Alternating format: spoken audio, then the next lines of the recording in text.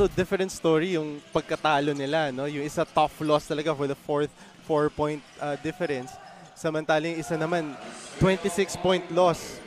So, but kumbaga, alam na nila rin yung tema na meron tayo dito sa ating Manny Pacquiao Jr. MPBL. As Gadlan lumilipad. Nagsabayan. Nagkita sila sa ere. Oh. Able to finish. And they're already at the limit. Gadlan gets that 3 to go. Giancarlo Gadlan has a tap from behind. Panahon could slam it. Top board down. Take another look at that move from James Panahon. And how do you kind of simulate that, no? Na parang, oh, wala si ganitong player today, wala si ganyang player today, that this could be, you know, other players' chance to step up. Yes, and that's the reason 20-player lineup here. And someone has to step up. Yes. Masusundutan ni Gadlan. Gets the contact and another 2 para kay Gadlan. He now has free throw. Take another look at that Gadlan foot race with Perez. Try to fish for that foul. Ito ni Giancarlo Gadlan because I know what this guy can do. Back when he was playing in season number 1. So if you are limiting him, and yun naman ang gusto dito kay Gadlan, hindi tayo pinapahiya after giving him another pass stolen. Yung mga lead passes dito ng San Pedro, basang-basa ng Muntinlupa. Able to hit from that baseline is Lansangan. Perez gets through the lane, pero maaagawan. Couple of white shirts ahead of the pack. As Gadlan gets another 2, make that 14. Perez leading the break. Masusundutan. De Luna under cherry picking opportunity para kay Gadlan. He's been pouring it on. Turnover as Makaraig. He will run the break. Goes to Perez. Nice execution there. Makaraig finding Perez.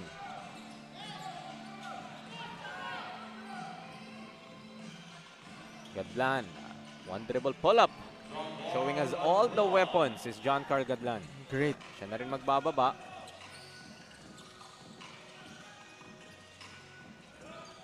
Sullivan, offensive rebound and put back. 28-9 sa San Pedro Spartans. More than the scoring, 28 points, just limiting Muntinlupa to 9. Make that 11 after Lansangan's basket underneath. Here by San Pedro. Take a look at some highlights here in our first 10 minutes of action. Muntinlupa really struggled from the field, only shooting 22%. But it has been this guy, Giancarlo Gadlan, showing us. Arciaga thought about the 3. Kick out Rodriguez. His pull-up. Nothing but the bottom. Need more of that. Arciaga goes to Rodriguez. Inside Makaraig to a wide open 3-pointer. Villenas able to hit. 5-0 run para sa Emeralds. Their offense slowly clicking dito sa second. Inside to Makaraig. Same play. Villenas another 3-pointer. Make it back to back. 8-0 run now for the Emeralds. Magbababa. May ipit. Throws it away. Panahon. Using that double clutch. Grabe rin pala tong Gadlan thinking 3. Will pull up for 3. Gets another one. Giancarlo Gadlan now has 23. Standing scorer, especially for today's game. The Herrero. Better ball rotation there for the Emeralds, executing in their half-court set. Panahon gets to the lane and able to finish with that layup. Easy basket lang for Panahon. Arciaga comes up with it. Takes it all the way. Spring timeout. Take another look at that escape from Panahon. Nobody stopping that basketball. Dito naman sa kabila, Arciaga looking to create some offense here against Rodriguez. Gets it to Lirio. Sweet looking stroke para kay Dwayne. And that's the reason why Rodriguez is really pressuring De Luna because he's basically the Del Rio from the corner. Off. Been able to capitalize on a couple of three-pointers there on that side as Panahon flies through the lane. 32.1. Almost thought he was gonna slam it. Nilapag lang. Jonas Panahon. And that same spot. Been running that play but only Villena was able to hit on those three-pointers. 2 of 9 from the three-point arc. As Giancarl Gadlan, hindi ka maubusan ng highlights para dito kay Giancarl. Had 24 in the first. All the quarters have a similar theme.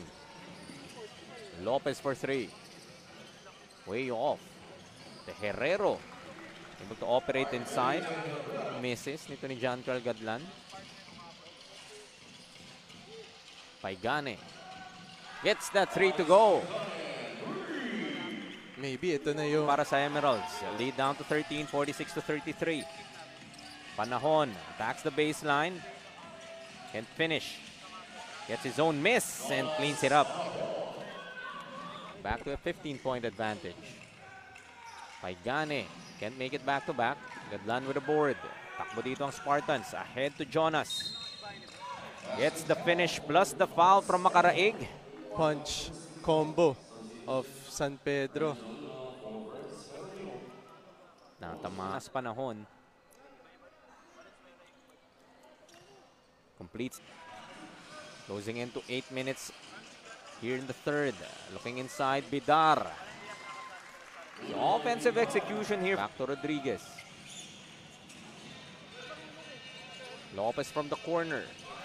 Dials it from outside. So the three-pointer number up to a 13-point lead, 51 to 38. Autor. He will try. Immediately answers for the Spartans. Thank you, Daphne, and effort. Well, so far has been a better output dito for the Emeralds, Coach Quito. But medyo on in the Philippines. So cross court to Rodriguez. Lansangan, one-hander. 2 minutes remaining sa ating third period. Soliven. Finishes with the left. Nifty move from Soliven. Good footwork by Soliven. Working para sa kanila. Go to the corner for another 3. Lopez, that same spot, same result. Goes to Panahon. Attacking strong over Rodriguez. Second of the best of 3 series. Some highlights for you in that third quarter. Muntinlupa had a great start. Some three-pointers coming their way. But every time, the Spartans had an answer. Panahon. Gets the basket plus the foul. Arciaga tried to stand his bonus free throw coming Jonas Panahon's way. Maybe a second too late. Trying to recall getting that possession. Finishes the three-point play. Oh. Have a 2-on-2. Panahon. Ooh, flies through the lane. Another. And one by. It goes to show din yung core niya, no?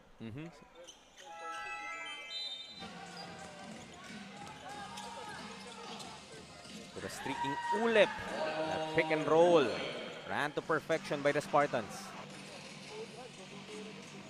Go inside, Lansangan. It's